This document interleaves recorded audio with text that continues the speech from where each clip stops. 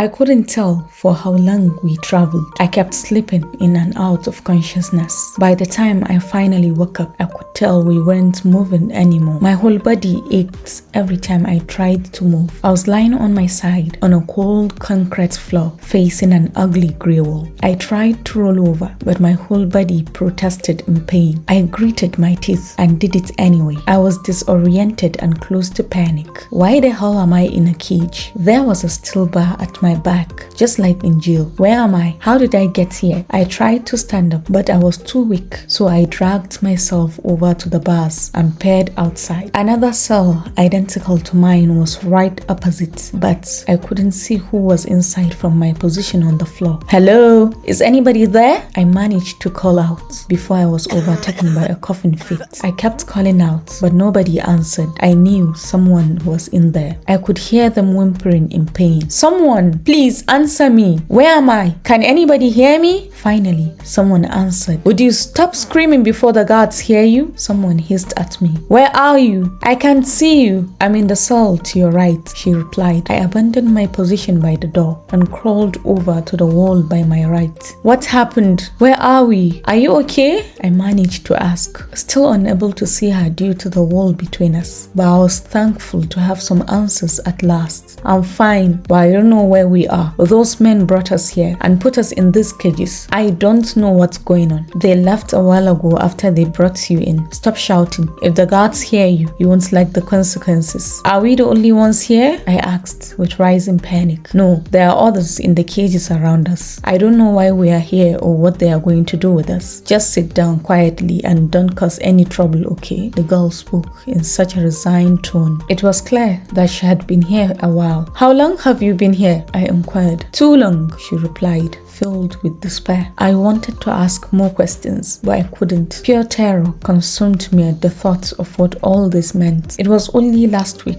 when I had the world at my fingertips. I was just a normal 20-year-old with my whole life ahead of me, but now I was a captive, stuck in a cell in an unknown place. Tears streamed down my cheeks, and I didn't even try to wipe them away. What was the point? My situation wouldn't change. I thought back to all that happened to bring me to this moment. I had no one to blame but my own stupidity. 6 days. That's how long it had been since I was taken. Long enough for me to become a case. First as a missing person, then with the suspicion of foul play. Had I made news yet?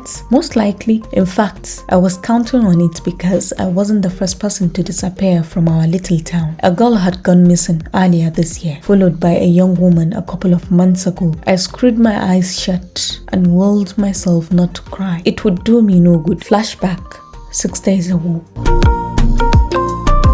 I was walking back home after closing from the office where I was doing my internship. I was tired because I had been on my feet all day. Mom kept telling me not to work myself so hard, but I enjoyed my job and I needed a passing grade from my supervisor, so I had to repeat there. If running around and doing anything asked of me at the office was what it took to impress my supervisor, then that was what I would do. Besides, I enjoyed all the chaos of the newsroom. I had learned a lot from all the reporters and was now beginning to be confident that I could be a great reporter one day. The Adedita man dropped me off by the roadside as always. I tried to get him to take me to my house down the street, but as usual, I was met with a no. He wouldn't enter my street unless I paid him more money. I didn't know why I asked the Adedita people the same thing every day and got the same response daily. Sometimes I got a good one and took me all the way to my house, but today wasn't my lucky day. I hoped down, paid him and started the long trek home. My house was right at the end of the street. I never looked forward to the long walk after being so tired from work, especially at night. I knew Dad would scold me for coming home late, but it couldn't be helped. I was on duty during the 7 p.m. news, so I had to stay until the end of the program. Looking at my phone, it was already 8:30 p.m. and I was finally on my street. It was not like anything would happen to me, although the street was usually empty by this time. It was no big deal. I would be home soon anyway. A message message popped up on my phone as I was passing through the football field behind the community mosque. It seemed so vast at night without all the boys hanging out and playing balls, while I tried to dodge flying balls so they wouldn't hit me in the face. A message simply said, "I want to celebrate my birthday with you. Please say yes, beautiful." I really wanted to. I liked Ibrahim a lot, so of course I wanted to spend that day with him. But I had drawn the line. It had been nearly 2 years of texting and confessing feelings and fantasies. 2 years of not being happy with the man I loved. I knew if I spent any alone time with Ibrahim now, I would cave into his charms and he would continue to string me along without a commitment. It was not like I was asking him to marry me right away. Lord knew I was not ready for that. All I wanted was a sign that he was serious about our future together. Although Ibrahim was a nice guy, but was also not ready to commit himself. He clearly loved his single life and was not ready to settle down. Our last blowout was about him coming home and introducing himself to my dad. He said he wasn't ready for that yet and started giving me excuses about how he was just starting out his career, blah blah blah. But then again, like any other girl, I had always struggled with a bit of self-esteem issue. His inability to commit made me think that I was not good enough for him. I knew I was not the best looking girl in the world. I was a slim dark girl in a world obsessed with fair slay queens. In the past, I always backed down, but this time I stood my ground. We had a terrible fight and hadn't spoken in weeks, but in true Ibrahim fashion, everything was done according to his terms. Now that he was done being mad, he expected me to roll over and take him back.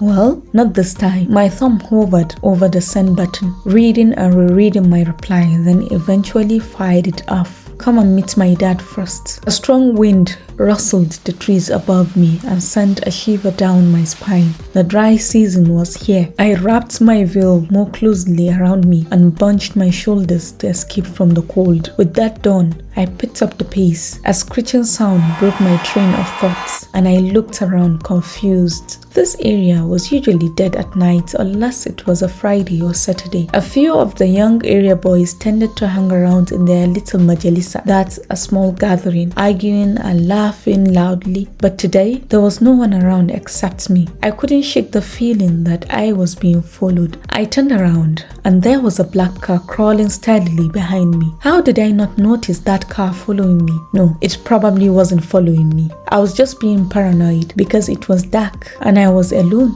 Goosebumps sprouted on my arms. I couldn't shake the feeling that something wasn't right. I turned around to walk home quickly and saw a large brute of a man standing in front of me. Subhanallah, where did this man come from? Is he a jinn? I couldn't see his face clearly because it was dark. My heart was beating very fast. He was just standing there staring at me as if challenging me to try and pass. My head rolled over all the cases of kidnapping Mom was telling me about. Only little kids got kidnapped. Besides, we didn't have any money, so who would want to kidnap a poor man's daughter anyway? I didn't care if he was a jinn or a kidnapper. I was not going to turn my back on him so he could grab me. I started walking back while keeping my eyes on him, but he started advancing towards me. "Stop! What do you want with me? Stop!" I kept shouting, but he kept coming. I screamed my head off, turned around and ran. I could hear him chasing me. I ran with all that I had, but I didn't get very far. It was almost as if they were going to run over me if I didn't stop running. It was about to slam into me before I stopped. The headlights blinded me. They were so bright that I had to blink. I was grabbed by the man from behind. He hoisted me over his shoulder and tried to push me into the car. I fought him with all my strength. Boy, did I fight. I screamed and scratched, but it was no use. He used his big hands to cover my mouth, but I kept fighting. Another man stepped out of the car and held the back door open. "Make her stop screaming before someone comes out," the new man said as they pushed me into the car and slid in after me. He tried to cover my mouth, but I kicked him in the stomach. He kept struggling until he finally managed to subdue me. I had scratches all over me. My lip was bleeding, but I didn't care. All I wanted was to get away. "Shut up, we don't want to hurt you," the bigger man said after the driver's seat. Now that I was subdued, all I could do was plead plead. I pleaded with them to let me go, but they didn't listen. The man holding me brought a foul-smelling handkerchief and covered my nose with it. After that, it was lights out for me. When I woke up, I couldn't recognize where I was. We were still in the car. The two kidnappers kept whispering to each other. I hadn't learned then, so I started pleading with them to let me go. None of them paid attention to me. They continued talking as if I was invisible. I cried tears of heartache and pain as I imagined what my family must be going through. My mom was probably hysteric with fright.